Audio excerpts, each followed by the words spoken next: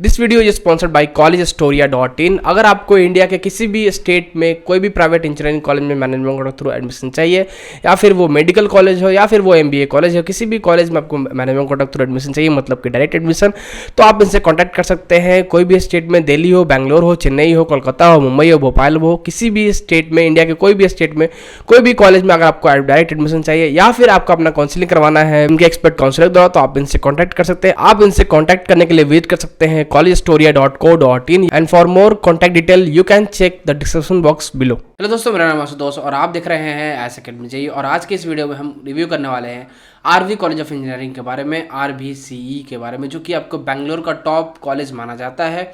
हमने इसका रिव्यू पिछले साल भी किया था और इस साल करने वाले हैं कि 2022 में क्या कॉलेज में चेंजेस आए हैं, कैसा प्लेसमेंट रहा है पिछले ईयर के हिसाब से, इसमें प्लेसमेंट में कैसा इंप्रूवमेंट हुआ है या फिर डिक्रीमेंट हुआ है। तो इस वीडियो को स्किप मत कीजिएगा, इस वीडियो को अभी से लेकर लास्ट तक देखते रहिए।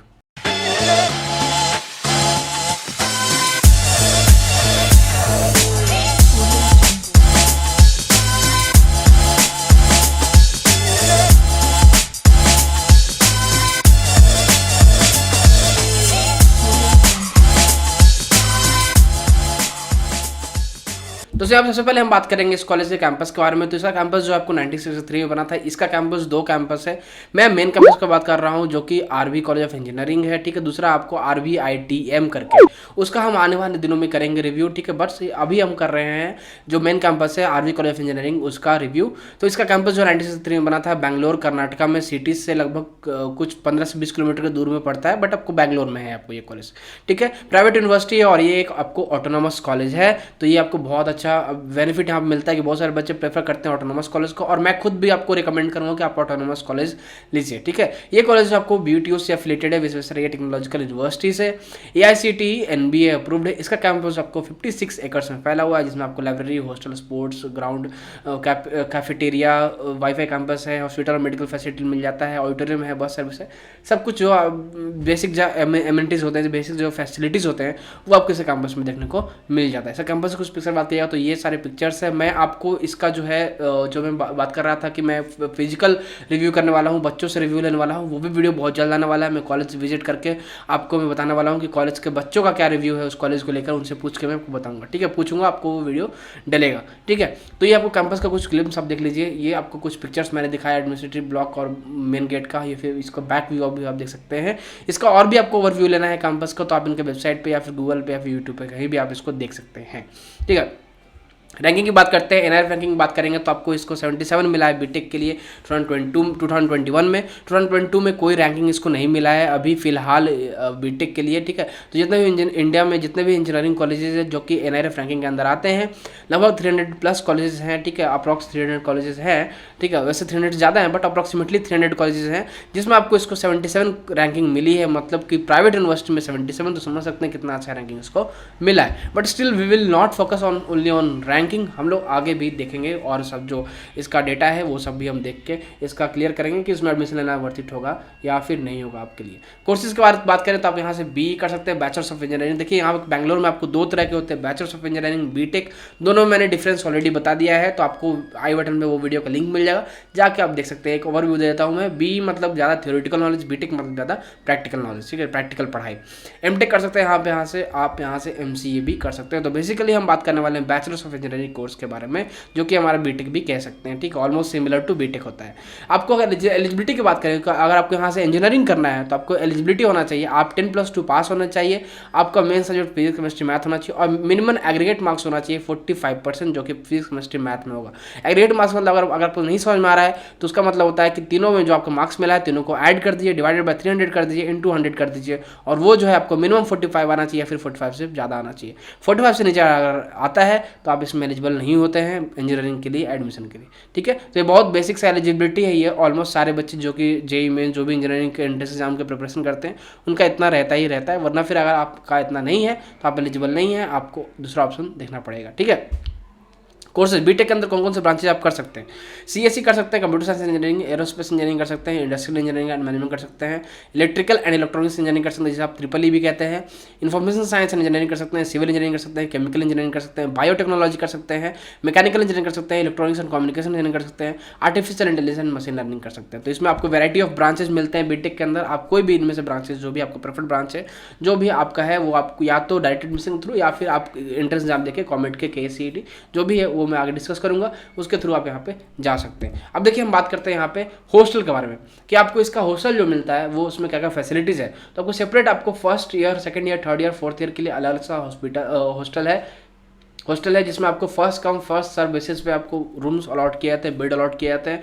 However the rooms for successive years are allotted on the basis of merit CGPA। जैसे आप CGPA रहेगा, जैसे आप फर्स्ट ईयर में जाएंगे तो आपको जो बेसिक जो फर्स्ट ईयर वाला हॉस्टल है वो आपको दे दिया जाएगा। उसके बाद सक्सीडिंग ईयर में second year, third year, fourth year में जैसे जाएंगे आपको उसके हिसाब से आपका जो CGPA रहेगा उसके हिसाब से आपको हॉस्टल अलॉट किया जाएगा। सबसे अच्छा CGPA वाला को सबसे अच्छा हॉस्टल दिया जाएगा, यहाँ पे बहुत सारे अच्छे फैसिलिटीज़ मिलेंगे। बाकी आपको कम फैसिलिटीज वाला आपके CGPA के हिसाब से वेरी करेगा।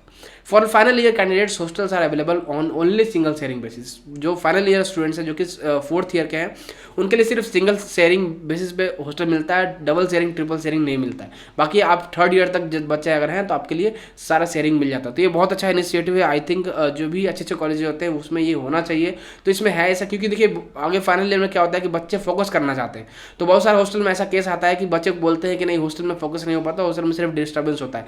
तो उस कारण से यहाँ पे इस कारण से ही कॉलेज ने ये डिसाइड किया है कि जो फाइनल ईयर के बच्चे होंगे उनको हम सिंगल शेयरिंग हॉस्टल देंगे जिसमें उनको डिस्टर्बेंस नहीं है, वो अपने वो काम पे फोकस कर पाएंगे। तो इसमें भी आपको बहुत अच्छा मिलता है। ठीक है, इसमें आपको एडवांटेज है कि अगर आप सिंगल शेयरिंग लेना चाहते हैं फाइनल ईयर में, आप अपने काम पे फोकस करना चाहते हैं तो आपके लिए बहुत अच्छा यहाँ पे हॉस्टल रहने वाला है। यहाँ पे हॉस्टल का कोई डिमेरिट नहीं है। बॉयज हॉस्टल में शेयर्ड रूम्स है, इन कैंपस के अंदर में, गर्ल्स में भी आपको शेयर्ड रूम्स है, बट ये आपको कैंपस के बाहर है। तो गर्ल्स हॉस्टल कैंपस के बाहर है, बॉयज हॉस्टल कैंपस के अंदर है।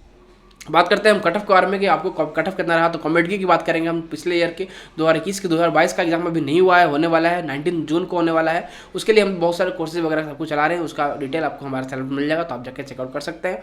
ठीक है, अगर कट ऑफ की बात करें तो कंप्यूटर साइंस का जो लास्ट ईयर का लास्ट राउंड जो रहा था वो रहा था 315, ECE का 285 रहा था, ट्रिपल ई का 2623 रहा था, ISE का 436 रहा था। तो कट ऑफ आप देख सकते हैं। अगर आपको इसमें कंप्यूटर साइंस चाहिए लास्ट राउंड तक तो आपको मिनिमम 400 के अंदर आना पड़ेगा, तभी आपको इसमें कंप्यूटर साइंस मिलेगा।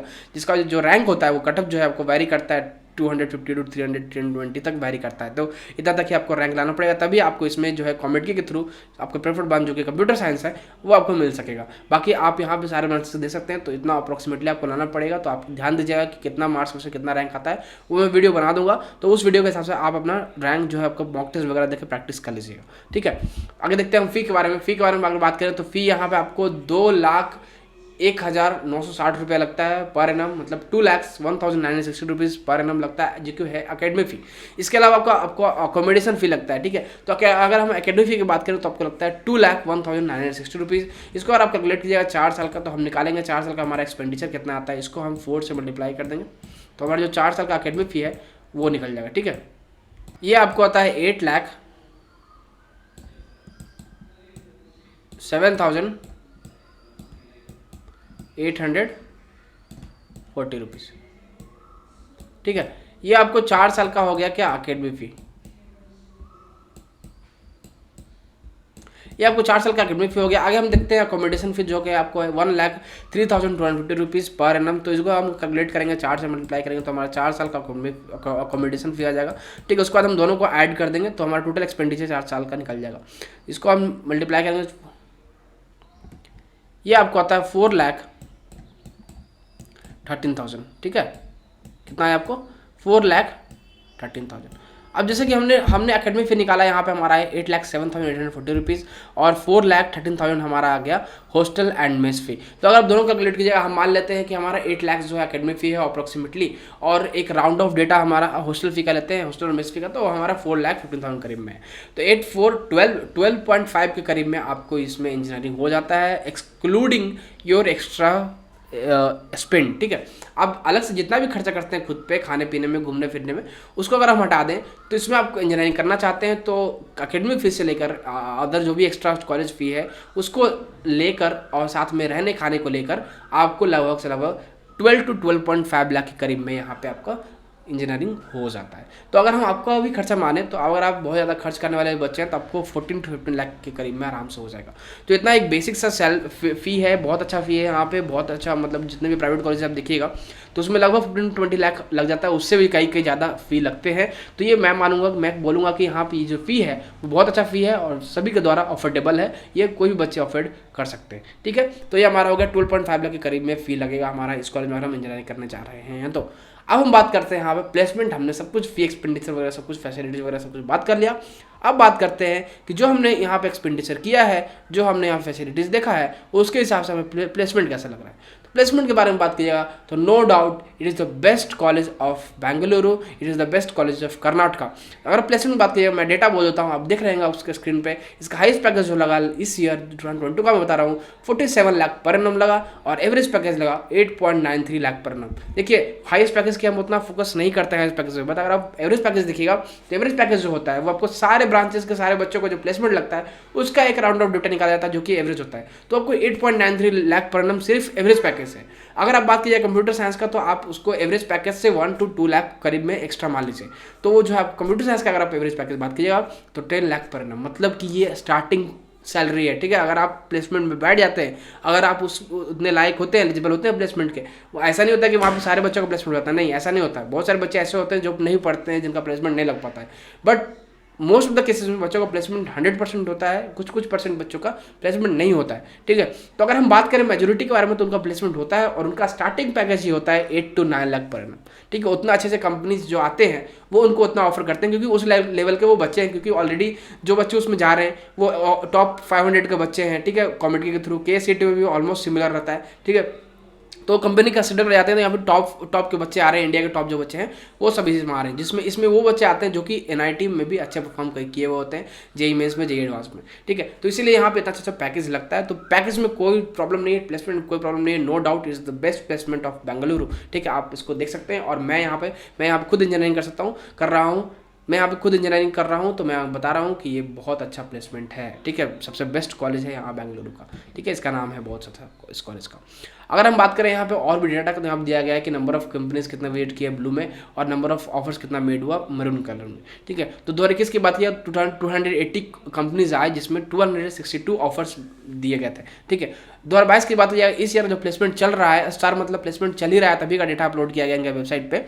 281 कंपनीज आए और इसमें 1415 ऑफर्स मिले, ठीक है। तो अभी तक का सेकंड बेस्ट ऑफर्स मिला है, सबसे ज़्यादा मिला था 2019 में, अभी मिला है 2022 में, अभी ये बढ़ते जाएगा, ऑफर्स और भी बढ़ेंगे। देखिए बीच में जो है 2020-2021 में यहाँ पे कोविड की वजह से प्लेसमेंट का जो है ऑफर जो है कम गया था, क्योंकि कोविड में तो सब कुछ का लग चुका था, है ना। तो इस कारण से इसमें भी थोड़ा डिफेक्ट आया है, बट यहाँ पे जैसे देखिएगा अभी ईयर बाई ईयर ये इंप्रूव करते जाएंगे, फिर से अपने जो पीछे जो इनका ट्रेंड रहा है उसको ये मेंटेन करने की कोशिश करेंगे, ठीक है। तो इतना रहा ऑफर्स, जितने कंपनी जाए उसके हिसाब से ये आपको सैलरी रेंज और नंबर ऑफ ऑफर्स दिया गया है कि जिससे बात किया 2022 का तो नंबर ऑफ कंपनीज कितने आए, अप टू 6 लाख देने वाले 87 कंपनीज आए, अप टू 6 to 8 लाख के करीब में 52 कंपनीज आए, 14 लाख एंड अबव 53 कंपनीज आए, ठीक है। देख सकते हैं आप 53 कंपनीज जो है 14 लाख और उससे ज़्यादा पैकेज देने वाले सिर्फ आए थे, ठीक है। तो बहुत अच्छा यहाँ पैकेज आपको मिलता है, बट आपको उसको क्रैप करना होता है बस, ठीक है।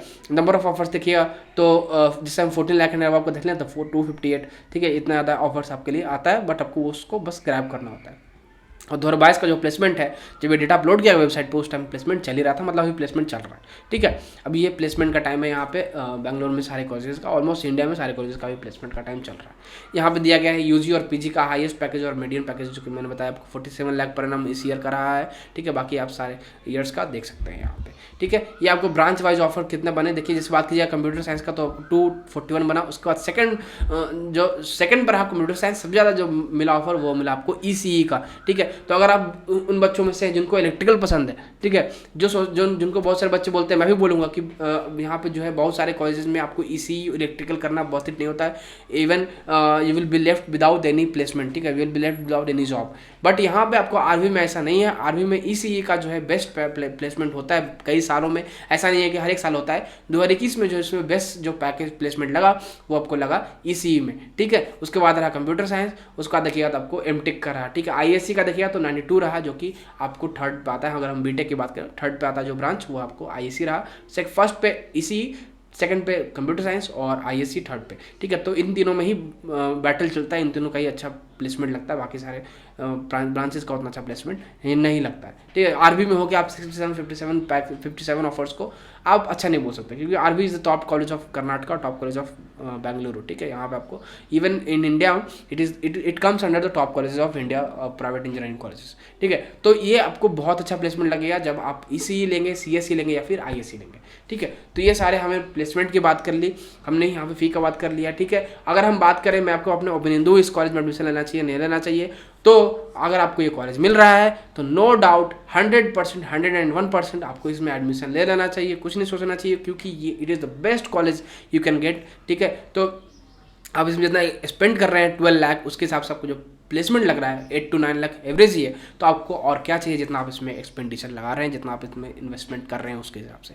तो it is the best college, I will suggest you to take this college. मेरा यही राय रहेगा कि आप इस कॉलेज को आराम से ले सकते हैं, नो डाउट, कोई इसमें भी आपको नुकसान नहीं होने वाला ये college. It is the best college of Karnataka and Bengaluru. तो ये हमने बात कर लिया सब कुछ, मैंने अपने ओपिनियन दिया आपको इस कॉलेज के बारे में लेकर, आरवीसी के बारे में लेकर। इसका मैं आपको एक वीडियो लाऊंगा जो कि होगा, मैं कॉलेज में विजिट करूंगा, बच्चों से रिव्यू लूंगा, ठीक है।